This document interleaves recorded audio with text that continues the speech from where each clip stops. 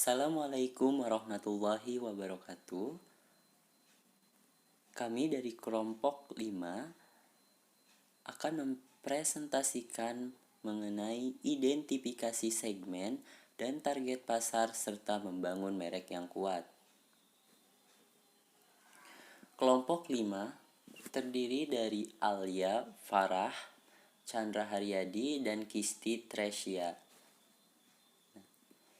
Di sini saya akan menjelaskan tentang tingkat segmentasi pasar, di mana tingkat segmentasi pasar ini merupakan aktivitas membagi suatu pasar menjadi beberapa kelompok pembeli yang berbeda yang mempunyai kebutuhan karakteristik atau tingkah laku yang berbeda yang memungkinkan produk atau bauran pemasaran yang berbeda. Nah, jadi tingkat segmentasi pasar ini dibagi menjadi 4. Yang pertama, pemasaran segmen, ada pemasaran ceruk, pemasaran lokal, dan pemasaran individual. Kita akan masuk ke pemasaran segmen. Jadi pemasaran segmen terdiri dari sekelompok pelanggan yang memiliki sekumpulan kebutuhan dan keinginan yang serupa. Perusahaan seringkali dapat merancang, memberi harga, melepaskan dan menghantarkan produk atau jasa lebih baik dan juga dapat menyesuaikan program dan kegiatan pemasaran untuk mengalahkan pemasaran yang dilakukan pesaing. Nah, karakter pemasaran segmen ini memiliki 3 karakter. Yang pertama, preferensi homogen, preferensi terdifusi, dan preferensi kelompok. Nah, kemudian pemasaran ceruk. Pemasaran ceruk adalah kelompok pelanggan yang lebih sempit yang mencari bauran manfaat yang berbeda.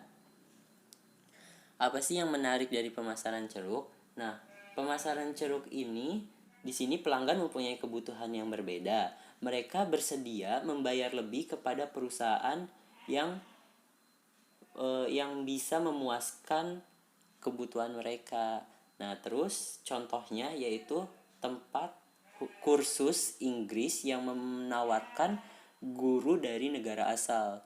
Di situ dimana konsumennya itu atau pelanggannya itu mau membayar lebih karena kualitas.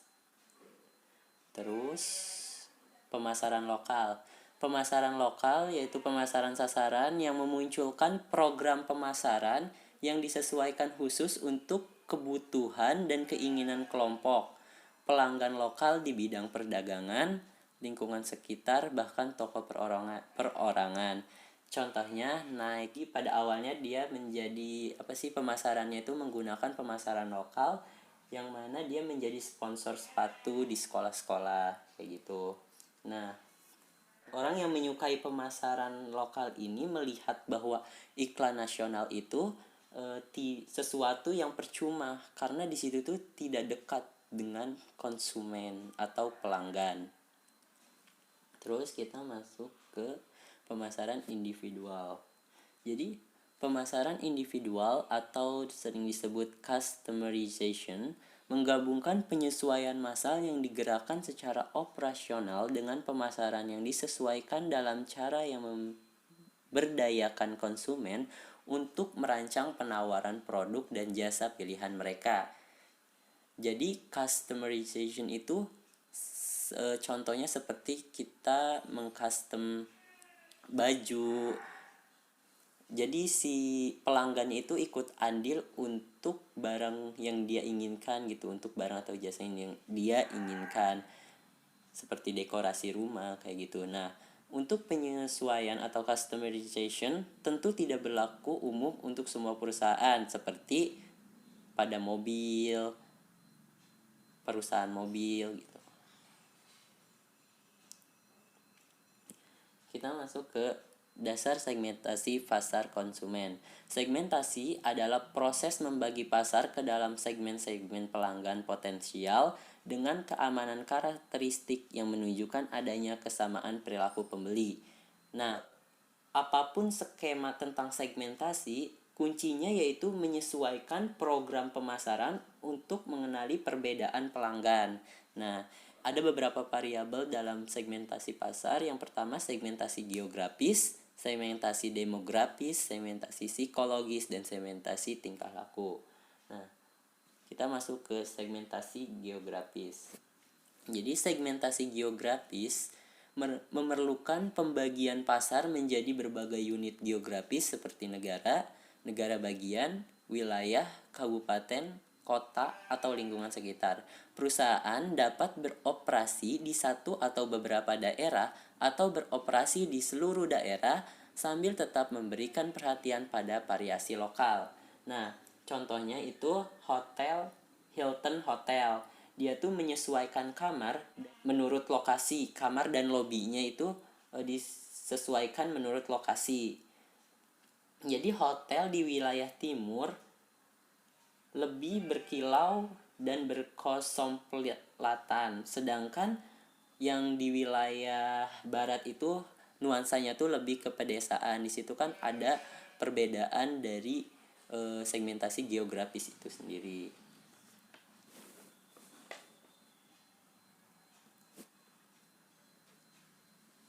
Terus kita masuk ke segmentasi demografis.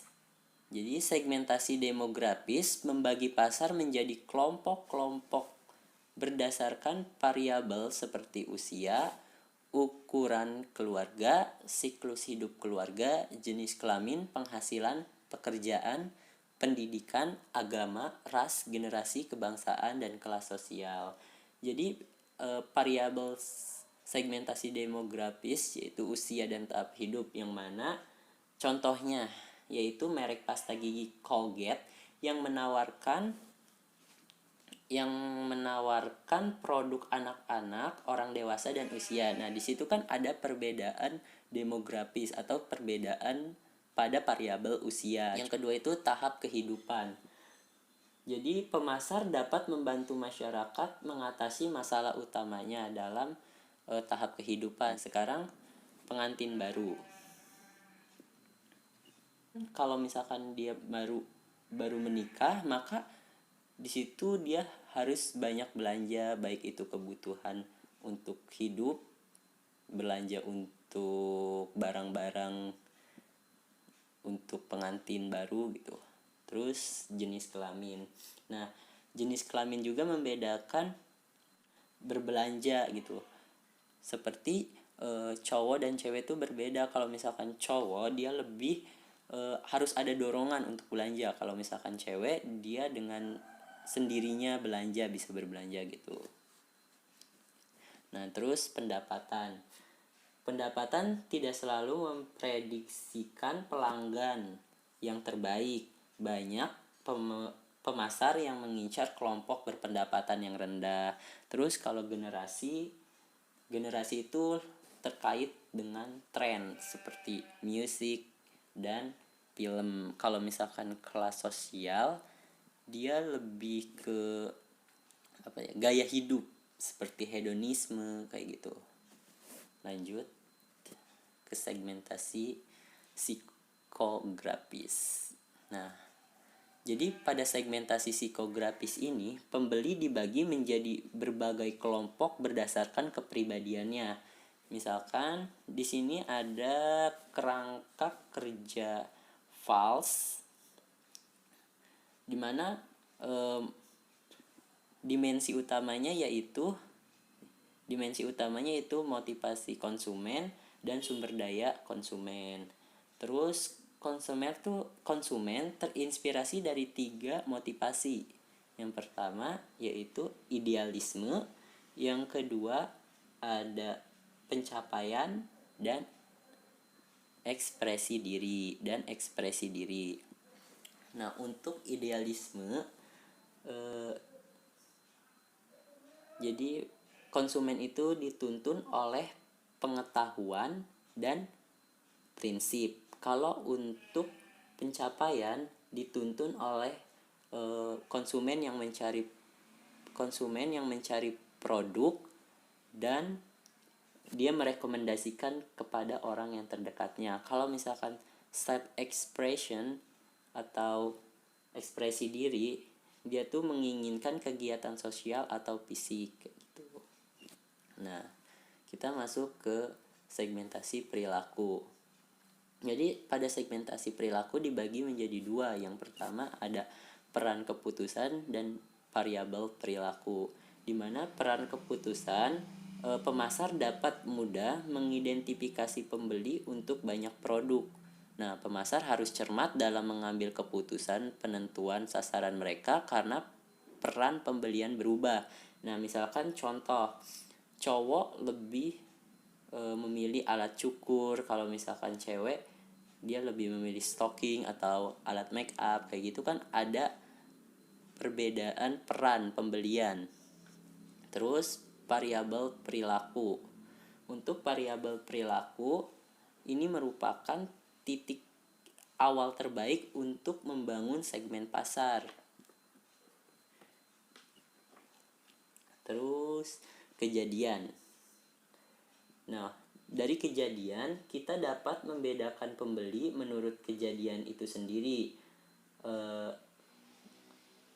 Membedakannya itu tentang mengenai kebutuhan, membeli produk atau menggunakan produk apa. Untuk segmentasi perilaku itu. Terus untuk manfaat, nah tidak semua orang yang membeli produk itu menginginkan manfaat yang sama gitu. Terus ada status pengguna, ada tingkat penggunaan. Nah, dari tingkat penggunaan itu dibagi menjadi pengguna kelas ringan, menengah, dan berat. Pengguna kelas berat. Terus ada tahap kesiapan, status loyalitas, sikap, dan model konversi, yaitu mengukur kekuatan dari komitmen konsumen terhadap merek. Oke, saya akan melanjutkan tentang penentuan target pasar. Jadi ada tiga teknik cara menentukan target pasar itu, yaitu yang pertama kriteria segmentasi yang efektif, kedua itu mengevaluasi dan memilih segmen pasar, dan yang ketiga itu pertimbangan tambahan. Jadi yang saya akan jelaskan pertama ini adalah kriteria segmentasi yang efektif. Jadi tidak semua skema segmentasi itu bermanfaat. Misalnya kayak pembeli garam dapat dibagi menjadi pelanggan berambut pirang dan merah, tetapi warna rambut itu tidak relevan dengan pembelian garam. Maka agar bermanfaat, segmen pasar diurutkan berdasarkan 5 kriteria kunci. Yang pertama itu terukur, daya beli, karakteristik, dan ukuran itu terukur. Yang kedua itu substansial, segmen cukup besar dan menguntungkan untuk dilayani. Yang ketiga itu dapat diakses, segmen dapat dijangkau dan dilayani secara efektif. Yang keempat itu dapat didiferensiasi, itu segmen dapat dibedakan secara konseptual dan mempunyai respon yang berbeda terhadap elemen dan program bauran pemasaran yang berbeda. Yang kelima itu dapat ditindaklanjuti. Jadi program yang efektif dapat diformulasikan untuk menarik dan melayani segmen. Teknik 2, mengevaluasi dan memilih segmen pasar. Jadi dalam mengevaluasi segmen pasar yang berbeda, perusahaan harus memperhatikan 2 faktor, yaitu daya tarik keseluruhan segmen serta tujuan dan sumber daya perusahaannya. Beberapa segmen menarik mungkin tidak sesuai dengan tujuan jangka panjang perusahaan, atau perusahaan mungkin tidak mempunyai satu atau lebih kompetensi yang diperlukan untuk menawarkan nilai yang unggul. Jadi setelah mengevaluasi berbagai segmen, perusahaan dapat mempertimbangkan 5 pola pemilihan pasar sasaran. Yang pertama itu ada konsentrasi segmen tunggal. Jadi melalui pemasaran terkonsentrasi, perusahaan mendapatkan pengetahuan yang kuat tentang kebutuhan segmen dan kehadirannya di pasar akan kuat. Selain itu, perusahaan menikmati keekonomisan operasi melalui spesialisasi, produksi, distribusi, dan promosinya. Jika perusahaan memimpin segmen, perusahaan dapat menghasilkan tingkat pengembalian tinggi atas investasinya. Tapi ada resikonya, yaitu segmen pasar dapat berubah ke arah berlawanan atau pesaing mungkin memasuki segmen. Misalnya kayak ketika kamera digital diperkenalkan, laba Polaroid turun tajam. Untuk alasan ini, para perusahaan lebih suka beroperasi di lebih dari satu segmen. Yang kedua, ada spesialisasi selektif. Jadi, perusahaan memilih sejumlah segmen, masing-masing secara objektif, menarik, dan tepat. Strategi multisegmen ini mempunyai kelebihan, yaitu mendiversifikasikan risiko perusahaan. Yang ketiga, ada spesialisasi produk.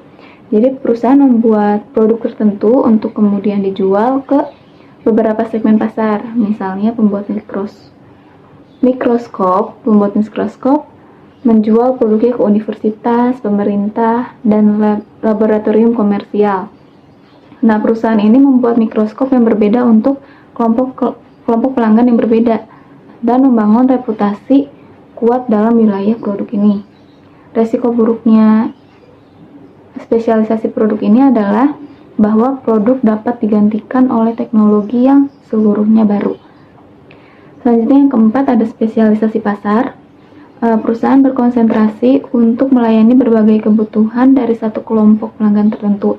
Jadi misalnya, perusahaan dapat menjual satu koleksi produk hanya ke lab universitas. Perusahaan ini mendapatkan reputasi yang kuat dalam melayani kelompok pelanggan ini dan menjadi saluran untuk produk tambahan yang dapat digunakan kelompok pelanggan.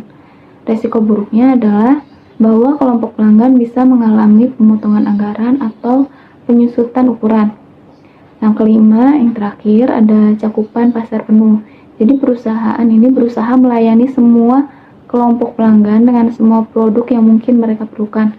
Hanya perusahaan yang sangat besar seperti Microsoft, General Motors, dan Coca-Cola dapat melaksanakan strategi umum luas, yaitu melalui pemasaran tanpa diferensiasi atau pemasaran terdiferensiasi. Nah, pemasaran tanpa diferensiasi ini, perusahaan mengabaikan perbedaan segmen dan mengincar seluruh pasar dengan satu penawaran. Jadi, pemasaran tanpa diferensiasi ini adalah contoh pemasaran untuk standarisasi dan produksi massal dalam proses manufaktur.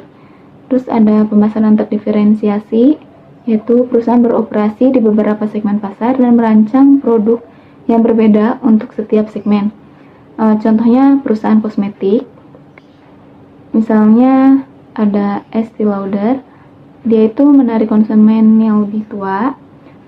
Terus ada Clinique, yaitu menarik konsumen yang wanita paruh baya. Pemasaran terdiferensiasi juga biasanya menciptakan lebih banyak total penjualan dibanding pemasaran tanpa diferensiasi. Selanjutnya ada teknik ketiga, yaitu pertimbangan tambahan. Jadi ada dua pertimbangan tambahan dalam mengevaluasi dan memilih segmen. Yang pertama itu ada rencana invasi segmen per segmen.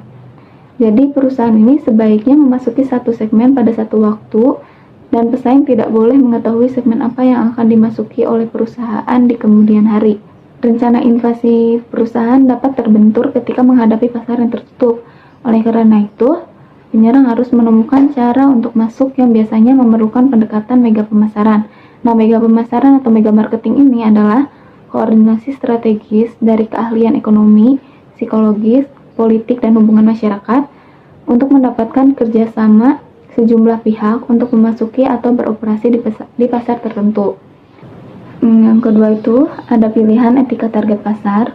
Jadi pemasar harus membidik segmen secara cermat untuk menghindari kritik konsumen. Beberapa konsumen mungkin tidak ingin atau menolak diberi nama. Misalnya kayak para bujangan mungkin menolak kemasan makanan yang disajikan khusus untuk satu orang karena mereka tidak ingin diingatkan bahwa mereka makan sendirian. Atau konsumen berusia tua tidak menghargai produk yang mengidentifikasikan mereka sebagai tua. Penentuan target pasar juga dapat menimbulkan kontroversi publik. Masyarakat khawatir pemasar mengambil keuntungan tidak jujur dari kelompok rentan seperti anak-anak atau mempromosikan produk-produk yang berpotensi membahayakan. Maka masalahnya bukan siapa yang dibidik, tetapi bagaimana dan untuk apa. Pemasar harus memilih pasar sasaran dengan cara yang bertanggung jawab secara sosial setiap saat. Selanjutnya, ekuitas merek. Jadi apa itu ekuitas merek? Menurut American Marketing Association, merek itu sebagai nama, istilah, lambang, tanda, atau desain atau kombinasinya yang dimaksudkan untuk mengidentifikasikan barang atau jasa dari salah satu penjual atau kelompok penjual dan mendiferensiasikan mereka dari para pesaing. Jadi merek adalah produk atau jasa yang dimensinya mendiferensiasikan merek tersebut dengan beberapa cara dari produk atau jasa lainnya yang dirancang untuk memuaskan kebutuhan yang sama. Perbedaan ini bisa fungsional, rasional, atau nyata, atau berhubungan dengan kinerja produk dan merek. Perbedaan ini bisa juga lebih bersifat simbolis, emosional, atau tidak nyata, atau berhubungan dengan apa yang direpresentasikan merek. Saat ini, merek memainkan sejumlah peran yang penting untuk meningkatkan hidup konsumen dan meningkatkan nilai keuangan perusahaan. Selanjutnya ada peran merek.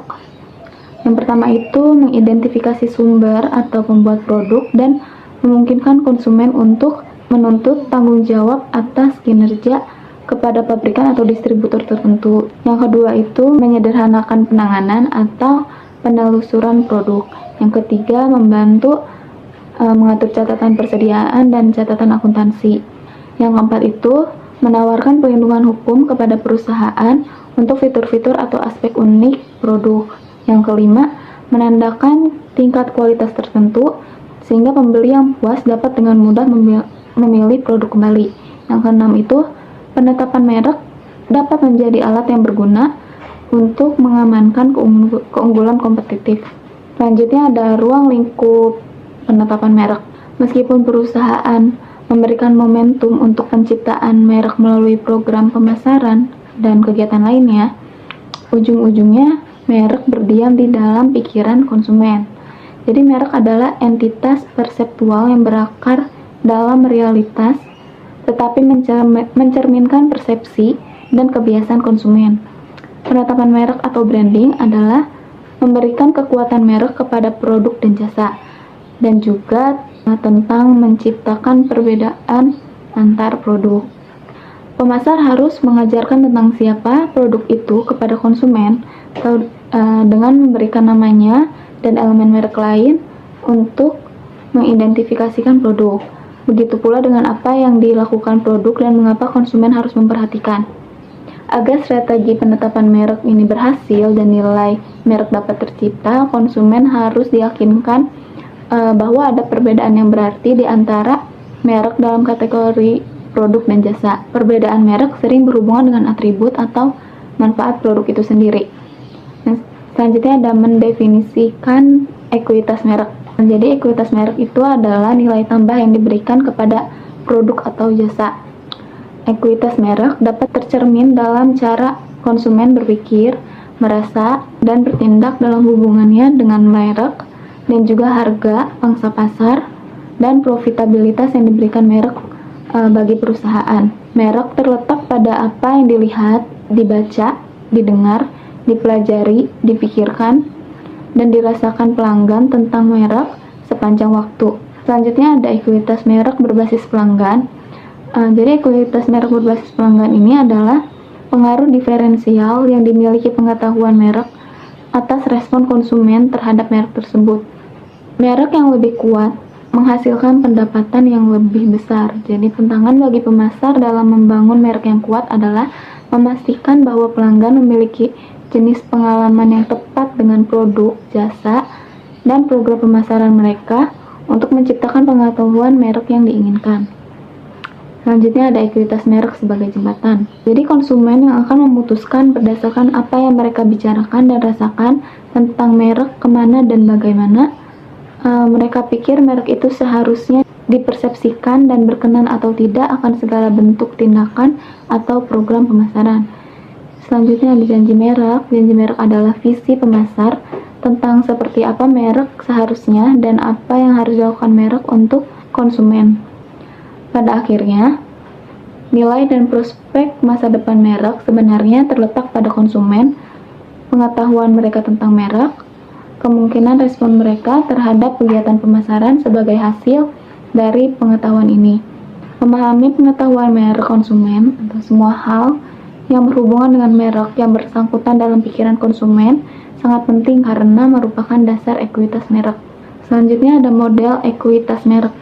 Meskipun pemasar berpandangan serupa mengenai prinsip penetapan merek dasar, sejumlah model ekuitas merek menawarkan beberapa perspektif yang berbeda.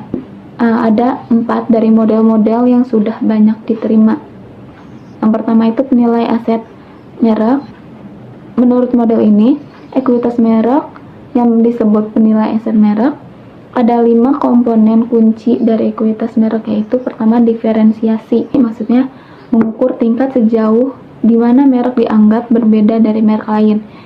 Yang kedua energi, mengukur arti momentum merek. Yang ketiga relevansi, mengukur cakupan daya tarik merek. Yang keempat harga diri, mengukur seberapa baik merek dihargai dan dihormati. Yang kelima pengetahuan, yaitu mengukur kadar keakraban dan keintiman konsumen dengan merek. Model kedua itu ada brands. Jadi menurut model ini, pembangunan merek mengikuti sederet langkah yang berurutan, masing-masing bergantung pada keberhasilan pencapaian langkah sebelumnya. Yang ketiga itu ada model Aker. David Aker ini memandang ekuitas merek sebagai kesadaran merek, loyalitas merek, dan asosiasi merek yang bersama-sama menambah atau mengurangi nilai yang diberikan sebuah produk atau jasa. Menurut Aker ini, manajemen merek dimulai dengan mengembangkan identitas merek, sekumpulan asosiasi merek yang unik, yang mewakili tujuan dan janji merek pada pelanggan, sebuah citra merek yang aspirasional. Yang terakhir, yang keempat, ada model resonansi merek. Jadi model resonansi ini mirip dengan brands karena memandang pembangunan merek sebagai sederet langkah yang menapak naik dari bawah ke atas. Dasarnya itu keutamaan merek adalah seberapa sering dan seberapa mudah pelanggan memikirkan merek dalam berbagai situasi pembelian atau konsumsi. Yang kedua itu ada kinerja merek. Kinerja merek adalah seberapa baik produk atau jasa memenuhi kebutuhan fungsional pelanggan. Yang ketiga itu pencitraan merek, cara di mana merek berusaha memenuhi kebutuhan psikologis atau sosial pelanggan. Yang keempat itu penilaian merek, berfokus pada pendapat dan evaluasi pribadi pelanggan sendiri. Yang kelima itu resonansi. Terakhir, mengacu pada sifat hubungan yang dimiliki pelanggan dengan merek dan sejauh mana merasa sinkron dengan merek. Selanjutnya ada membangun ekuitas merek. Pemasar membangun ekuitas merek dengan menciptakan struktur pengetahuan merek yang tepat untuk konsumen yang tepat. Proses ini bergantung pada semua kontak yang berhubungan dengan merek, baik dilakukan oleh pemasar maupun bukan. Selanjutnya ada 3 kumpulan utama penggerak ekuitas merek. Yang pertama itu pilihan awal untuk elemen atau identitas merek yang membentuk merek, seperti nama merek, URL, logo, lambang, karakter, juru bicara, slogan, lagu, kemasan, dan papan iklan. Yang kedua itu produk dan jasa, serta semua kegiatan pemasaran dan program pemasaran pendukung yang menyertainya. Yang ketiga itu asosiasi lain yang diberikan secara tidak langsung ke merek dengan menghubungkan merek tersebut dengan berbeda entitas lain. Saya akan melanjutkan presentasi dari membangun ekuitas merek. Yang pertama ada memilih elemen merek. Di dalamnya terdapat kriteria pilihan merek. Yang pertama dapat diingat, yang kedua berarti, yang ketiga dapat disukai, yang keempat dapat disesuaikan, dan yang keenam dapat dilindungi. Lalu yang kedua dari membangun ekuitas merek itu ada merancang kegiatan pemasaran. Merek tidak dibangun hanya dari iklan semata. Pelanggan mengenal merek melalui banyak sentuhan dan titik kontak, observasi dan penggunaan pribadi, berita dari mulut ke mulut. Lalu yang ketiga, mengangkat asosiasi sekunder. Cara ketiga dan yang terakhir ini maksudnya adalah menciptakan ekuitas merek dengan menghubungkan merek ke informasi lain dalam ingatan yang memperlihatkan arti bagi konsumen. Lanjut ke sub selanjutnya, mengukur ekuitas merek. Terdapat dua bagian. Yang pertama, pendekatan tidak langsung, yaitu menilai sumber ekuitas merek yang potensial dengan mengidentifikasikan dan melacak struktur pengetahuan merek konsumen. Lalu yang kedua ada pendekatan langsung, menilai dampak aktual pengetahuan merek terhadap respon konsumen pada berbagai aspek pemasaran. Sub selanjutnya, mengelola ekuitas merek. Yang pertama, penguatan merek. Ekuitas merek diperkuat oleh tindakan pemasaran yang secara konsisten menyampaikan arti suatu merek. Lalu yang kedua ada revitalisasi merek. Revitalisasi merek merupakan penguatan kembali posisi merek yang telah mengalami masa-masa sulit dalam lingkungan pasar. Lalu ada merencanakan strategi penetapan merek. Ketika perusahaan memperkenalkan sebuah produk baru, perusahaan mempunyai 3 pilihan utama. Yang pertama, dapat mengembangkan elemen merek baru. Yang kedua, dapat menerapkan elemen merek yang sudah ada. Yang ketiga, dapat mengkombinasi elemen merek baru dengan yang sudah ada. Lalu ada merencanakan strategi penetapan merek. Ada 4 strategi umum. Yang pertama, nama individual, keuntungan. Perusahaan tidak mengikat reputasinya pada produk. Yang kedua, ada nama keluarga selimut, yang keuntungannya, biaya pengembangan ikut berkurang karena tidak ada kebutuhan riset, nama atau pengeluaran iklan yang besar guna menciptakan pengakuan nama merek. Yang ketiga, nama keluarga terpisah untuk semua produk. Jika sebuah perusahaan memproduksi produk-produk yang cukup berbeda, ia tidak berkeinginan untuk menggunakan nama yang meliputi keluarga. Dan yang terakhir, nama korporat digabungkan dengan nama produk individual. Nama perusahaan melegitimasikan dan nama individu mengindividualisasikan produk baru. Lalu ada perluasan merek. Di dalamnya ada portofolio merek. Maaf sebelumnya, perluasan merek, banyak perusahaan memutuskan untuk melipat gandakan aset mereka yang paling berharga dengan memperkenalkan sejumlah produk baru di bawah nama merek terkuat mereka. Lalu ada portofolio merek. Di dalamnya ada beberapa bagian. Yang pertama, flanker. Diposisikan dengan memperhatikan merek pesaing sehingga merek utama yang lebih penting dapat mempertahankan positioning yang mereka inginkan. Yang kedua ada sapi perah atau cash cow. Beberapa merek tetap dipertahankan walaupun penjualannya menurun karena mereka masih memiliki pelanggan yang cukup besar. Yang ketiga, tingkat pemula kelas bawah. Peran merek yang relatif murah dalam portofolio seringkali untuk menarik pelanggan ke waralaba merek. Dan yang terakhir ada prestise kelas atas. Peran merek yang relatif mahal seringkali untuk menambah gengsi dan kredibilitas bagi seluruh portofolio. Lalu, ekuitas pelanggan. Di dalamnya terdapat nilai sumber hidup pelanggan dipengaruhi oleh pertimbangan pendapatan dan biaya yang berhubungan dengan akuisisi pelanggan, yaitu dipengaruhi oleh sejumlah prospek probabilitas akuisisi dari suatu prospek dan pengeluaran akuisisi per prospek. Dan yang kedua ada retensi, dipengaruhi oleh tingkat retensi dan tingkat pengeluaran retensi. Yang ketiga, pengeluaran tambahan, merupakan fungsi dari efisiensi penjualan tambahan. Jumlah penawaran penjualan tambahan yang diberikan pada pelanggan yang ada, dan tingkat respon terhadap penawaran baru. Selanjutnya saya akan membahas studi kasus, yaitu Starbucks Coffee. Nilai inti brand Starbucks. Pertama, kualitasnya. Starbucks tetap pada komitmennya sejak awal di mana menggunakan kualitas kopi terbaik. Yang kedua, kenyamanan. Starbucks juga menghadirkan tempat yang nyaman untuk para pelayan dan juga customer-nya. Yang ketiga, relation. Starbucks tidak lupa akan masyarakat sekitarnya. Starbucks tidak hanya terfokus untuk mencari laba saja, tetapi akan kehidupan lingkungan sekitarnya. Lalu ikon brand Starbucks itu pertama warnanya ciri khas dengan warna hijau, lebih menggambarkan petualangan alam dan refreshment.